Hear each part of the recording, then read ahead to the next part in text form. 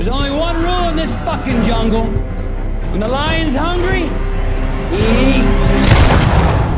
Mikey was born in the United States, displaying exceptional intelligence from a young age. His outstanding academic performance earned him numerous scholarships, and at just 13 years old, he received an acceptance letter from Oxford University. Yet he didn't channel his brilliance into his studies. While majoring in horticulture, he secretly peddled flour on campus, selling it to wealthy upper-class British students. Gradually, he realized he was a natural-born criminal talent. Ambitious and clear-minded, ambitious and adept at navigating all social strata, he swiftly built his own business empire, amassing a fortune worth billions of dollars. Now in middle age, the passage of time has dulled his craving for danger. He no longer resorts to violence and seeks to cash out his holdings to retire. He found the perfect successor in Matthew, who also operated a flour business. Maki planned to sell his flour empire to Matthew for $400 million.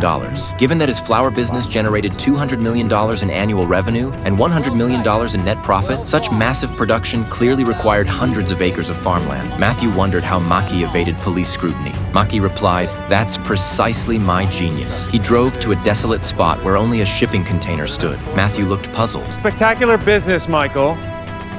When Maki opened the container, all Matthew saw was a pile of tools. Am I really paying $400 million for this cute little workshop? Delightful tool shed for $400 million. Is the ball peen hammer included? Of course it is. Now let me show you the nails.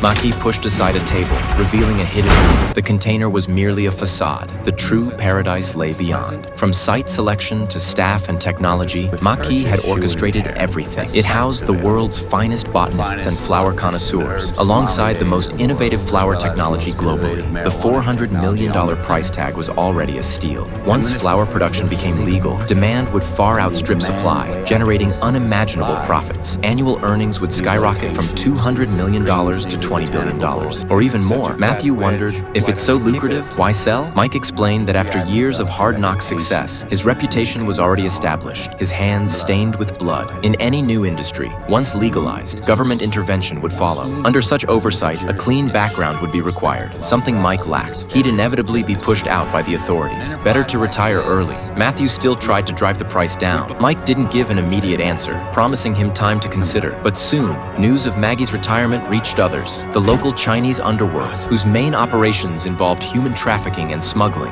Upon learning Maki intended to sell his tea business, they became interested in expanding their operations. This individual was Gan Yan, a subordinate of George, the Chinese gang leader. Ambitious, Gan Yan sought to replace his boss and approached Maki privately. But Maki didn't meet just anyone. Someone like Gan Yan wasn't even on his radar. To secure a meeting with Maki,